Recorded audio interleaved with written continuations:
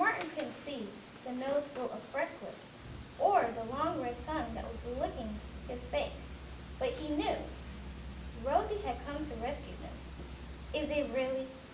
Peter quivered. A feathery tail swept across his face. Hey, it is! He scrambled to his feet and waited anxiously. Rosie had found him, but would she know the way back? She had never been this far from the cabin before. The ghost of Popcorn Hill. Rosie knew. She set off at once, stopping every few feet to make sure the boys were following. At first, it was hard to keep track of her in the dark, but after a few minutes of stumbling and bumping into Peter, Martin discovered they were walking between long rows of trees in the apple orchard. Good dog, Martin shouted. Martin! Peter! It's Mom! Martin grabbed Peter's hand and pulled him along. Look, there's our hill. They raced up the path, never stopping till they reached the top of Popcorn Hill, where their mother was waiting. Thank goodness, she exclaimed. She hugged them both while Rosie danced around them. Whatever made you wander off like that? She scolded.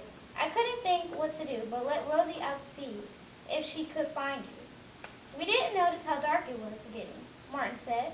He hadn't answered his mother's questions, but he hoped she wouldn't ask it again. He hated to admit they'd been chasing a dog when they had Rosie waiting for them at home. You should have told Mom about the sheepdog, Peter said later, when they were in bed. She would feel sorry for him out there all by himself. Maybe she'd tell Daddy we need 2 dogs. I don't think so, Martin said. We're lucky to have one. Besides, the sheepdog ran off and left us, and Rosie brought us home. Rosie is a pretty neat dog, Peter sighed. Just the same, he said, I wish. Ho, ho, ho! There was a glimmering in the corner, and a touch of red that could have been suspenders. No, no, Peter gasped. Go away! Just came for a chat, said the hollow voice.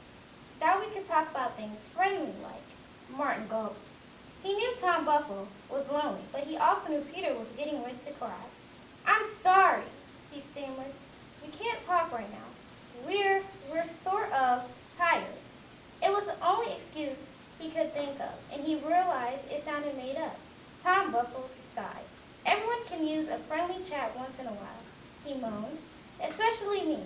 But his voice faded away to nothing as he spoke, and in the corner of the room was dark once more. Martin felt terrible.